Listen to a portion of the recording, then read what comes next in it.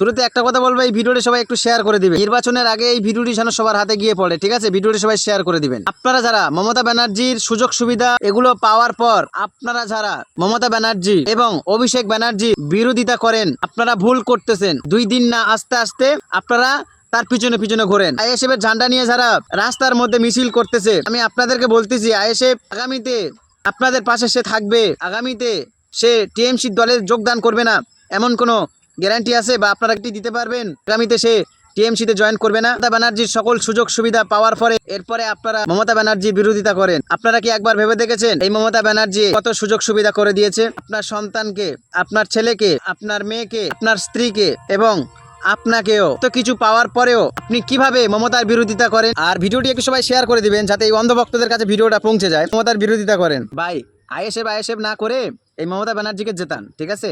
ISF করেন না ভাই। আগামীতে আপনাদের পাশে সে থাকবে কিনা এর কোনো গ্যারান্টি নাই, ঠিক আছে?